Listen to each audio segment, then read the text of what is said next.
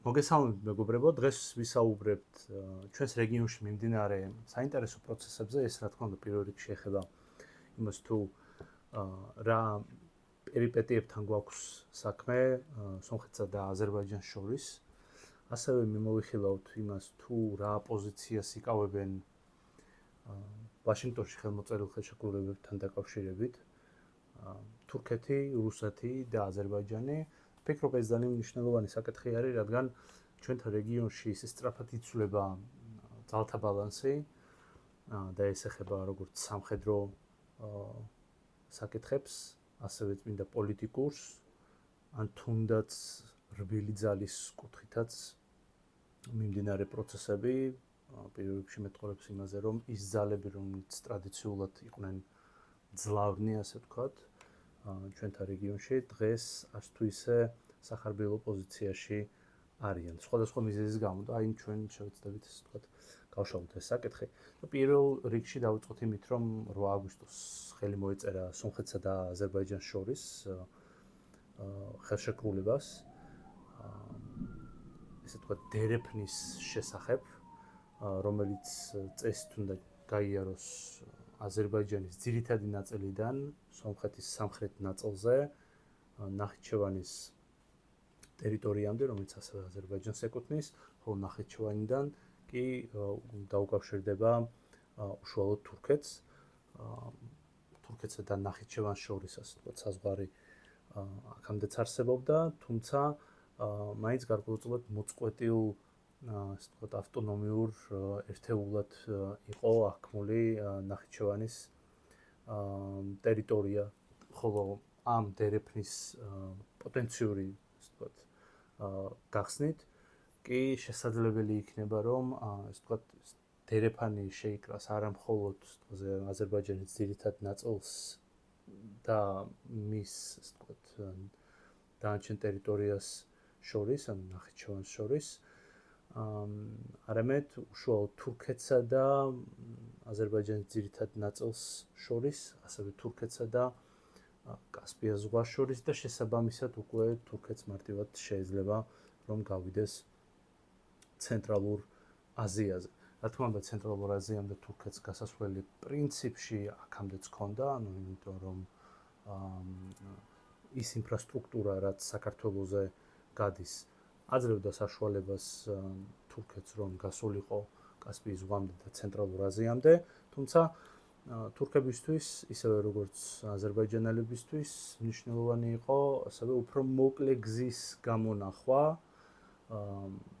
დამატებითი გზის გამონახვა, რათა, ასე ვთქვათ, უფრო მყარად ყოფილიყვნენ დაკავშირებულები ერთმანეთთან. არა მარტო საქართველოს გავლით, არამედ სომხეთის გავლითაც. და რა თქმა უნდა, ეს დერეფანი აზერბაიჯანელებისთვის და თურქებისთვის აღქმულია როგორც ერთ-ერთი ხერხი იმ გავლენის, რომელთაც მათ სურთ, რომ ასე ვთქვათ, გავრცელონ რეგიონში და პირველ რიგში სომხეთზე. ეს დერეფანი საინტერესოა იმ კუთხით, რომ როგორც თქვი, ის უნდა დავინახოთ არა მხოლოდ დერეფნად, რომელიც ორ ქვეყანას დააკავშირებს ერთმანეთთან, არამედ დერეფანი, რომელიც გაძლევს საშუალებას, რომ გააძლიერო, ასე ვთქვათ, შუა დერეფანი, რომელიც ტრადიციულად აღქმულია როგორც სავაჭრო გზა შავი ზღვიდან, თურქეთიდან ცენტრალურ აზიამდე, ჩინეთის დასავლეთ ტერიტორიებამდე, პირველ რიგში სინძიანის პროვინციამდე. ეს დერეფანი და ის ხელშეკრულება, რომელსაც მოაწერეს ხელი ვაშინგტონში ამერიკის ასე ვთქვათ ჩართულობით, ერევანს აძლევს საშუალებას, რომ ასე ვთქვათ ქვეყანა ამ გარკვეული იზოლაციიდანაც გამოიყვანოს. და მოგესალმებით, რომ სომხეთის ტრადიციულად უკვე 90-იან წლებიდან მოყოლებული, მას შემდეგ რაც პირველი ომი დასრულდა, მთიანი ყარაბაღის პირველი ომი დასრულდა, სომხეთი აღმოჩნდა ერთგვარ იზოლაციაში, მისი 4-დან 2 საზღვარი სრულად ჩაკეტილი იყო და მისი განვითარების ვექტორი, როგორც გეოპოლიტიკურად განვითარების ვექტორი მიბმული იყო უშუალოდ ჩრდილოეთზე, რუსეთზე და სამხრეთით ირანზე. ანუ სომხეთისთვის აი ეს ჩრდილოეთ სამხრეთის მიმართულება იქნება ის ვაჭრობის კუთხით თუ პოლიტიკური კუთხით. ეს იყო ის, რაც აძლევდა საშუალებას, რომ ქვეყანა ამ წლების განმავლობაში ასე ვთქვათ, ქვეყანას შეინარჩუნებინა ეკონომიკური სტაბილურობა და გარკვეულწილად ამ სისტემას მიყვებოდა სომხეთი აწლეულების განმავლობაში. მაგრამ ძალთა ბალანსი, როგორც გითხარით, რეგიონში შეიცვალა და ეს პირველ რიგში ეხება იმას, რომ თუ ჩვენ შევადარებთ სომხეთისა და აზერბაიჯანის რესურსებს, 90-იან წლებში სომხეთის წარმატება მაინც იყო ხანმოკლე, ეპიზოდური, რადგან აზერბაიჯანს თავისი პრობლემები ჰქონდა, სომხეთსაც რა თქმა უნდა თავისი პრობლემები გააჩნდა, მაგრამ აი იმ ეპიზოდურ წარმატებამ მოიტანა ის, რომ სომხეთმა მოახერხა ასე ვთქვათ თავის გავლენის გავრცელება აზერბაიჯანის მნიშვნელოვან ტერიტორიაზე. მაგრამ დროთა განმავლობაში შენ ხედავ, რომ ერთ ქვეყანას მაინც მეორეზე ბევრად მეტი რესურსი აქვს და მხოლოდ დროის ამბავი არის, თუ როდის მოახერხებს ეს ასე ვთქვათ, ბევრად დიდარი ქვეყანა შედარებით მცირე ქვეყნის დამარცხებას, იქნება ის ეკონომიკური კუთხით თუ პირდაპირ სამხედრო მიმართულებით. ასეც მოხდა, უბრალოდ ამისთვის საჭირო იყო რაღაცნაირად ორგანიზება ამ რესურსების და ასე ვთქვათ, მოგების, ეკონომიკური მოგების გადატანა უშუალოდ სამხედრო მიმართულებაში, სამხედრო უპირატესობაში, რაც აზერბაიჯანმა გააკეთა და შესაბამისად მივიღეთ 2020 წლის ომი ყარაბაღისთვის, მეორე ომი, სადაც უკვე ცალსახად აზერბაიჯანი გამოვიდა გამარჯვებული, რაც მერე დაგვირგვინდა კიდევ 2023 წელს ასე ვთქვათ საბოლოო ასე ვთქვათ დამარცხებით სომხეთისა და პირველ რიგში აქ რა თქმა უნდა ეხება მთიანი ყარაბაღის მაცხოვრებლებს, რომელთაც მერე მოუწიათ ტერიტორიის დატოვება. ჩვენთვის საინტერესო აქ არის ის, რომ რამდენად მოახდენს გავლენას საქართველოზე ის ახალი დერეფანი, რომელიც წესით უნდა გაიხსნას სომხეთის სამხრეთ ტერიტორიაზე. სიმართლე რომ გითხრათ, მე არ მგონია, რომ საქართველოს ასე ვთქვათ რადიკალურად დაკარგავს თავის ტრანზიტულ ფუნქციას, რადგან ასე არ ხდება ხოლმე გეოპოლიტიკაში, რომ ძალიან მოკლე პერიოდში ერთმა კონკრეტულმა ქვეყანამ დაკარგოს ეს ტრანზიტული ფუნქცია, თუ რა თქმა უნდა ამ ქვეყანაში არ ხდება დიდი ასე ვთქვათ პოლიტიკური არეულობა, ომი ან ეკონომიკურად სხვაგვარად ვითარდება და უსაფრთხოებასთან პრობლემებია, რაც რა თქმა უნდა მერე უკვე გამოიწვევს იმას, რომ უბრალოდ საერთაშორისო ვაჭრობა შენ ქვეყანაზე არ გავა. მაგრამ საქართველოს შემთხვევაში ჩვენ გვაქვს საპირისპირო სურათი, ქვეყანა პრინციპში არის სტაბილურად და არანაირი საფუძველი იმისა არ არის, რომ საქართველოს დაკარგოს ტრანზიტული როლი, უბრალოდ იმის გამო, რომ სომხეთის სამხრეთზე გაივლის ახალი დერეფანი, რომელიც ჩვენ არ ვიცით რამხელა მასშტაბების იქნება, რა თქმა უნდა, სხვადასხვა განცხადებები კეთდება, იქნება ეს თურქული თუ აზერბაიჯანული მხრიდან, ასევე გარკვეული პროგნოზები კეთდება უშუალოდ სომხური მხრიდანაც, მაგრამ პრაქტიკაში როგორ განხორციელდება ეს, ჩვენ ეს არ ვიცით. რა თქმა უნდა, აზერბაიჯანსა და თურქეთს შორის ვაჭრობა შეიძლება ნაწილობრივ გადაინაცვლოს აი ამ ასე ვთქვათ ახალ დერეფანზე, რომელსაც პირობითად დღეს ინგლისური აბრევიატურით TRIPS ეძახიან, ასე ვთქვათ. და შესაბამისად ჩვენ ვერ ვიტყვით რა პროცენტულობით გადავა საქართველოს გამავალი ვაჭრობა უშუალოდ სომხეთზე. მაგრამ ვფიქრობ, რომ გადამწყვეტი ალბათ რა თუ რამდენად წარმატებული იქნება ეს დერეფანი, იქნება ისეთი შემდეგი საკითხი. რამდენად გადაწყვეტენ ცენტრალური აზიის ქვეყნები, ასევე ჩინეთი, რომ თავისი ტვირთები გადაიტანონ ახალ დერეფანზე. საქართველოს გამავალი დერეფანი აღარ იყოს, ესე ვთქვათ, მიმზიდველი და ყველაფერი გადაიტანონ, ან დიდი ნაწილი გადაიტანონ სომხეთზე. მე ვერ ხედავ მაინც და მაინც ესეთ განსაკუთრებულ ენთუზიაზმს თუნდაც ცენტრალური აზიის ქვეყნებში, ან ჩინეთის მხრიდან, გარდა იმ ზოგადი განცხადებებისა, რომ ეს ძალიან კარგი იქნება ზოგადად სატრანზიტო მიმოსვლისთვის და ზოგადად შუა დერეფნისთვის, გასაგებია ესეთი განცხადებები, პრინციპში ასეთ განცხადებებს ველოდებოდით და უნდა ველოდოთ კიდევაც მომავალში, მაგრამ პრაქტიკაში როგორი იქნება, ეს არის, რა თქმა უნდა, უცნობი ჩვენთვის და მე შორს ვარ იმ აზრისგან, რომ რადიკალურად, როგორც თქვი დასაწყისში, რადიკალურად, ესე ვთქვათ, შეიცვლება სურათი საქართველოსთვის. მაინც ის დერეფანი, რომელიც საქართველოს გადის, შედგება მრავალი, ესე ვთქვათ, სარკინიგზო, საგზაო, ესე ვთქვათ, ინფრასტრუქტურისგან და როგორც ხედავთ საქართველოში უკვე უკანასკნელი წლების განმავლობაში და პრინციპში როგორც იგეგმება მომდევნო წლების განმავლობაშიც, ესე ვთქვათ, აგრესიულად მიმდინარეობს სავაჭრო სარკინიგზო ინფრასტრუქტურის განვითარება, რაც რა თქმა უნდა მატებს თავდაჯერებულობას ქვეყნისთვის იმ კუთხით, რომ მან გააგრძელოს შეინარჩუნოს თავისი ფუნქცია, როგორც ტრანზიტი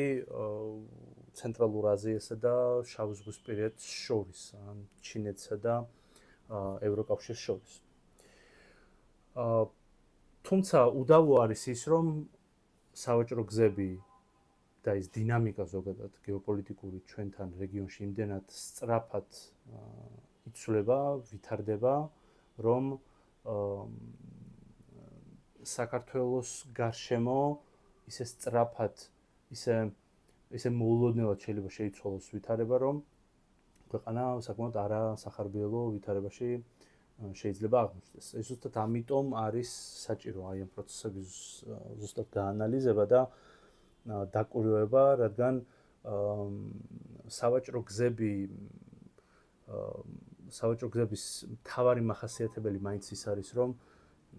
ისინი არ არიან სამუდამო, ანუ ესა თუ ის სავაჭრო გზა და ყოველთვის უნდა ცდილობდე, რომ განავითაროს შენი ტრანზიტული პოტენციალი, იყო მიმზიდველი, იქნებოდა ეს ძველ პერიოდში, შუა საუკუნეებში თუ თანამედროვე პერიოდში, რადგან გეოპოლიტიკური ვითარება ისე მარტივად შეიძლება შეიცვალოს, რომ გამოჩნდეს ალტერნატიული სავაჭრო გზები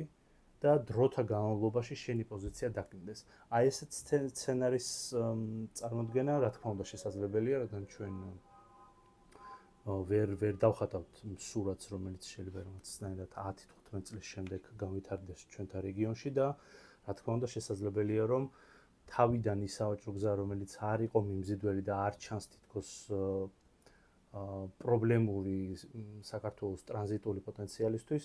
ნელ-ნელა შეიძლება წლების და ათწლეულების განმავლობაში განვითარდეს სერიოზულ ალტერნატივად, რაც რა თქმა უნდა დააკნინებს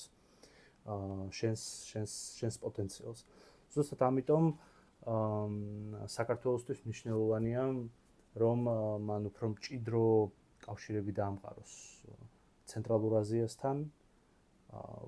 გარკვეულწილად თურქეთთანაც, რა თქმა უნდა, შავი ზღვისპირეთთან, ევროკავშირთან და ჩინეთთან, რადგან აი ეს სრულია, ეს თქო, დიდი მსხვილი დერეფანი, რომელიც ევროკავშირიდან ჩინეთამდე გადის, ანუ გადის ზუსტად რუსეთსა და ირანს შორის ორ, ასე ვთქვათ, სანქცირებულ ქვეყანას შორის, ჯერჯერობით რჩება ეს მიმზიდველ დერეფნად, თუმცა ბევრი რამ რა თქმა უნდა იქნება დამოკიდებული იმაზე, თუ როგორ განვითარდება მოვლენები უკრაინაში, რადგან თუ მოხდება ასე ვთქვათ, უკრაინაში ომის საომარი მოქმედებების შეჩერება, თუნდაც რამდენიმე წლით მაინც, რა თქმა უნდა ის დერეფანი, რომელიც ტრადიციულად აკავშირებდა ჩინეთსა და ევროკავშირს და გადიოდა რუსეთზე, დღესაც პრინციპში გადის ძირითადად მაინც რუსეთზე, რა თქმა უნდა დაიბრუნებს ამ უპირატესობას და რა თქმა უნდა ეს მსხვილი სავაჭრო კომპანიები, ასე ვთქვათ, ტრანზიტთან დაკავშირებული ასე ვთქვათ კომპანიები, რა თქმა უნდა ისევ არჩევანს გააკეთებენ რუსეთზე, რადგან იქ არსებული ინფრასტრუქტურა და იქ არსებული ასე ვთქვათ პროცედურები, საბაჟო პროცედურები და ასე შემდეგ, ბევრად უფრო ნაცნობია, ბევრად უფრო მარტივი მიზეზის გამო, რომ ეს მაინც ძირითადად ეს სავაჭრო გზა გადის რუსეთზე, მსხვილ, ანუ ესე ვთქვათ, ერთ-ორ ქვეყანაზე გადის ძირითადად, ხოლო შუა დერეფნის შემთხვევაში ჩვენ გვაქვს მრავალი ქვეყანა, რამდენიმე რეგიონი და მრავალი ქვეყანა და რა თქმა უნდა ხმელეთი და ზღვა, რაც ამ სავაჭრო გზას, ანუ შუა დერეფანს, ასე ვთქვათ, მულტიმოდალურ, ასე ვთქვათ, სავაჭრო გზად აქცევს. მაგრამ აქ მარტო სავაჭრო გზებთან არ გვაქვს საქმე და მე პირველ რიგში ვეხები აიმ შეთანხმებას, რომელსაც ერევანი და ბაქო მოაწერეს ხელი ვაშინგტონში. ეს ასევე არის გეოპოლიტიკური პროექტი, რადგან აზერბაიჯანის და თურქეთის მჭიდროდ დაკავშირებით, რა თქმა უნდა, არ არის ბედნიერი არც რუსეთი და არც ირანი. მით უმეტეს მოსკოვსა და თეირანში ფიქრობენ, რომ ამ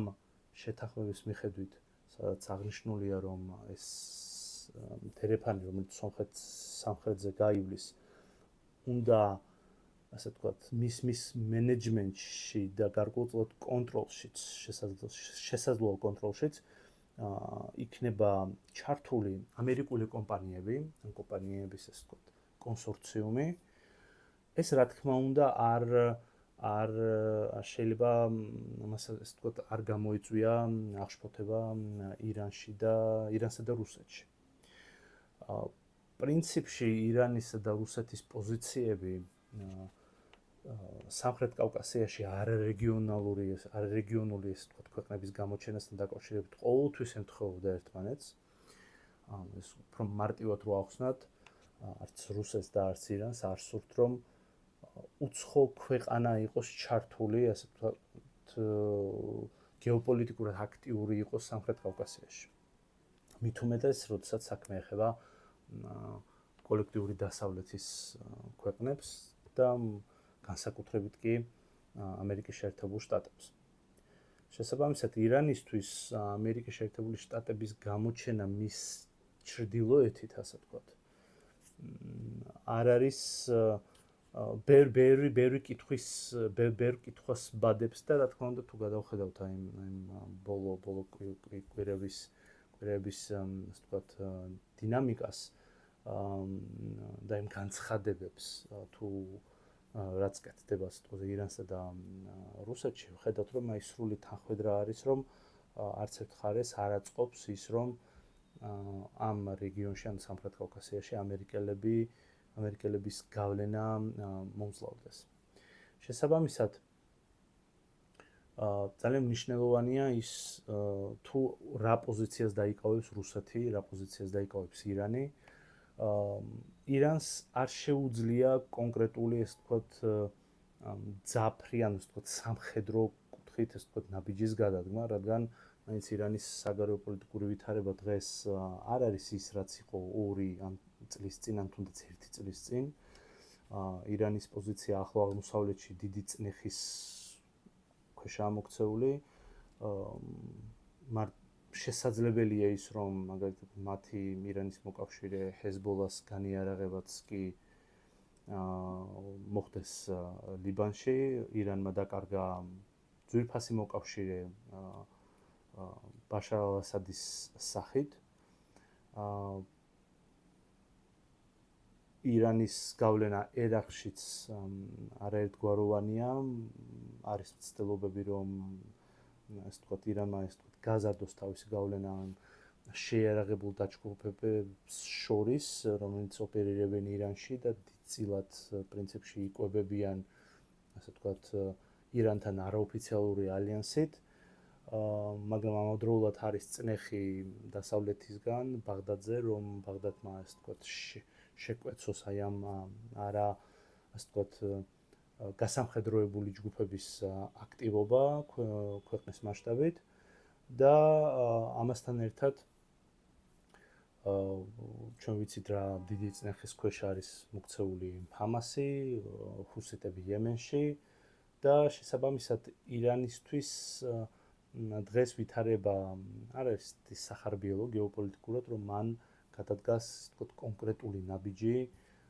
რადიკალური სამხედრო ნაბიჯი, ასე ვთქვათ, ამერიკის გავლენის შესაჩერებლად სამხრეთ კავკასიაში. ეს არც შედის პრინციპში ირანის საგარეო პოლიტიკურ კულტურაში, ასე ვთქვათ, ირანი არასდროს აკეთებდა ამას, პირდაპირ ის არ ეჯახებოდა ამერიკას, ყოველთვის ცდილობდა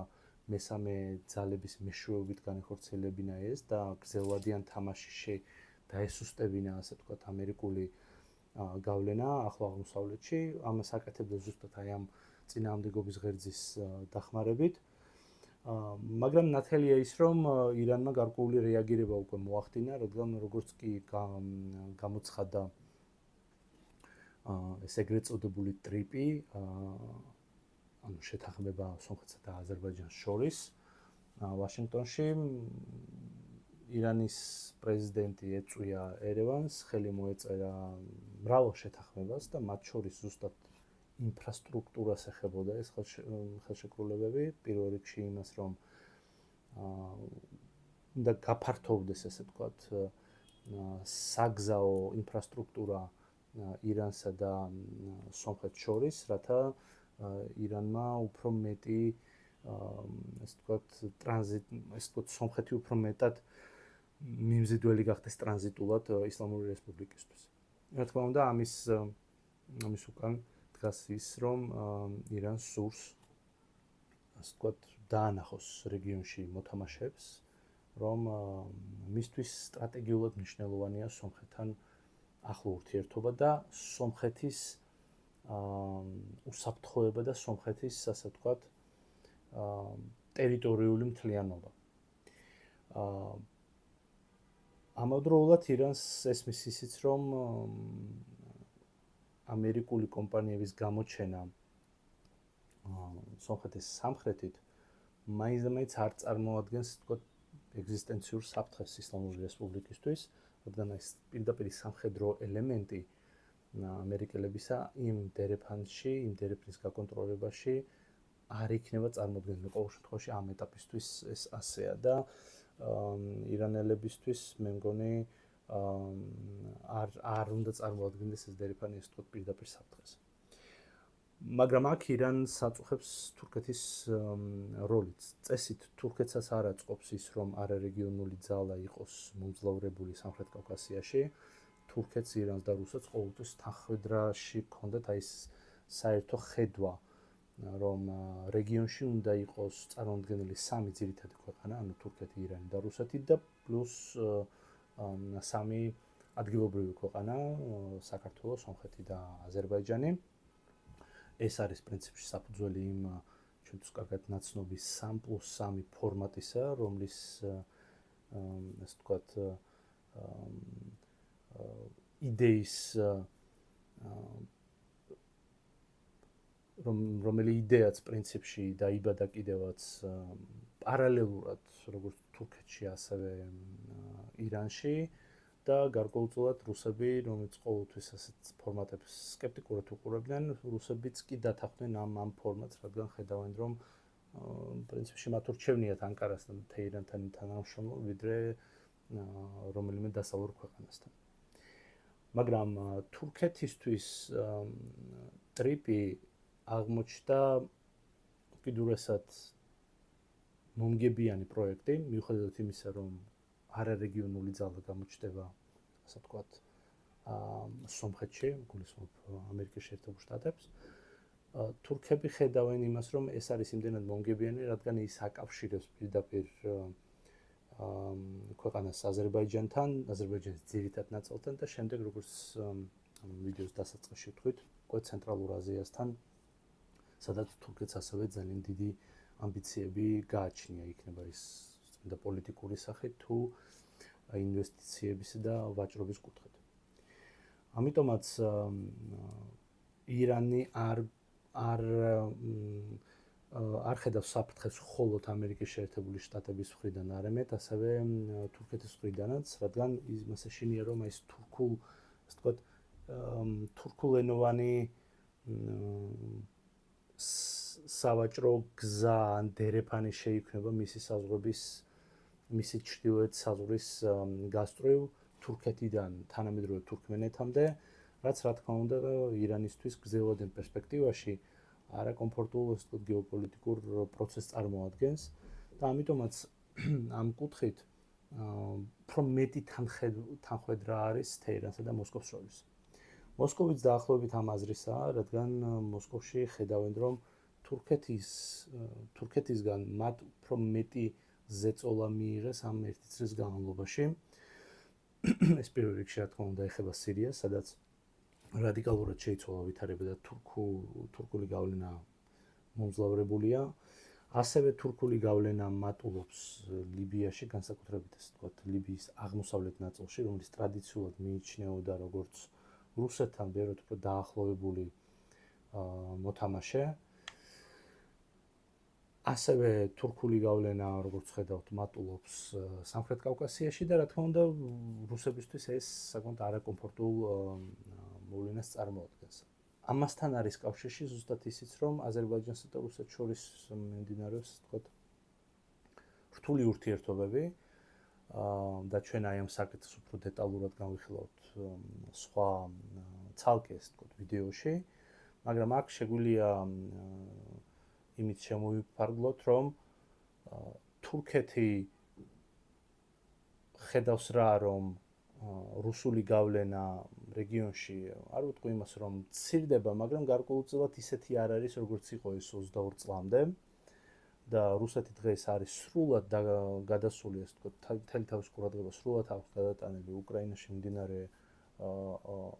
ომზე და შესაბამისად ამ ქვეყანას ვერ ექნება ამ, ასე ვთქვათ, ჩართულობის ის ხარისხი სამხრეთ კავკასიაში, რაც აქამდე ქონდა და შესაბამისად თურქები იყენებენ აი ამ გარკვეულ გეოპოლიტიკურ ვაკუუმს, რაც რეგიონში გვაქვს. აი ამის ფონზე ჩვენ ხედავთ, რომ რუსეთს აქვს პრობლემა, როგორც ვთქვით, აზერბაიჯანთან და ასევე სომხეთთან. ძალიან საინტერესო ის, რომ მოსკოვის გადმოსახედიდან რეგიონში მიმდინარე პროცესები მეტყოლებს ერთ რამზე, რომ რუსეთის გავლენა ცვლილებას განიცდის სამხრეთ კავკასიაში და რუსეთს სჭირდება გარკვეულწილად რეაგირება ამაზე და ხედავს რა, რომ სომხეთი და აზერბაიჯანი მაინც აღარ არიან უკვე ისე დაკავშირებულები რუსეთთან, როგორც ეს აქამდე ხდებოდა. არსებობს მესამე ქვეყანა, საქართველოა, ვისთანაც რუსეთს პრინციპში შეუძლია საკმაოდ მჭიდრო ურთიერთობები დაამყაროს, უფრო მეტი ვიდრე დღეს აქვს, მე არ გულისხმობ მხოლოდ ეკონომიკურ ურთიერთობებს, სავაჭრო ეკონომიკურ ურთიერთობებს, არამედ უფრო გეოპოლიტიკური კუთხითაც. თუ რა თქმა უნდა, მოგვარდება აი ეს საკითხი, ტერიტორიული საკითხი, კერძოდ ოკუპირებული ტერიტორიების მიმართულებით, რადგან პრაქტიკულად რუსებს იმდენად არაკომფორტული ვითარება აქვს შექმნილი. ისინი ხვდებიან არაკომფორტულ ვითარებას, ასე ვთქვათ, სამხრეთ კავკასიაში, რომ მათ ესაჭიროებათ დაბალანსება ამ რთული ურთიერთობებისა, რომელიც აქვთ უკვე საკმაოდ დიდი ხნის განმავლობაში, როგორც სომხეთთან, ასევე აზერბაიჯანთან და ვფიქრობ, რომ ეს უფრო გრძელვადიანი კუთხითაც განვითარდება. მიუხედავად იმისა, რა შედეგს მიაღწევს რუსეთი უკრაინაში. და ამიტომაც, ასე ვთქვათ, მოხერხებული რუსული საგარეო პოლიტიკა იქნებოდა ის, რომ მას საქართველოსთან მოენდომებინა, მოესურვებინა უფრო მჭიდრო ურთიერთობების დამყარება, რადგან მაინც საკვანძო ქვეყანა არის საქართველო, ეს ცენტრია სამხრეთ კავკასიის და ზოგადად კავკასიის რეგიონის და საქართველოსთან ბევრად უკეთესი ურთიერთობების განვითარებით რუსეთს შეეძლო და შეუძლია პრინციპში უფრო მარტივად გააკონტროლოს რეგიონში მიმდინარე პროცესები. რა თქმა უნდა, თუ რუსეთი გარკვეულწილად წავა დათმობაზე იმ გაგებით, რომ აი ეს ოკუპირებული ტერიტორიების საკითხი, რომელიც ჩაჩხერილია, ასე ვთქვათ, ორ ქვეყანას შორის ურთიერთობებში, არ იძლევა საშუალებას, რომ თბილისმაც გადადგას რამე კონკრეტული ნაბიჯები, რადგან უბრალოდ არარეალისტურია ამ მომენტისთვის ის, რომ საქართველოს სუვერენულ ტერიტორიაზე სამი რუსული საელჩო იყოს სოხუმში, ცხინვალსა და თბილისში. ამიტომაც ამ მომენტისთვის აი ეს საკითხი, ასე ვთქვათ, არ ვითარდება ისე სწრაფად, როგორც თითქოს და გეოპოლიტიკური პროცესები ითხოვენ. მაგრამ ფიქრობ, თუ ასე გაგრძელდება კიდევ გარკვეული პერიოდის განმავლობაში, რუსებს მოუწევთ, ასე ვთქვათ, გარკვეული ნაბიჯების გადადგმა თავისი გავლენის შესანარჩუნებლად რეგიონში. და თუ ეს ასე არ მოხდა, საპირისპირო სცენარი შეიძლება განვითარდეს, სადაც უკვე ცალსახაი იქნება, ასე ვთქვათ, სხვა ძალების ჩართულობა უფრო მეტად, ვიდრე თვითსაკუთრებ რუსებისა და რა თქმა უნდა, ძალთა ბალანსი შეიძლება უფრო მეტად რუსების საწინააღმდეგოდ შეიცვალოს.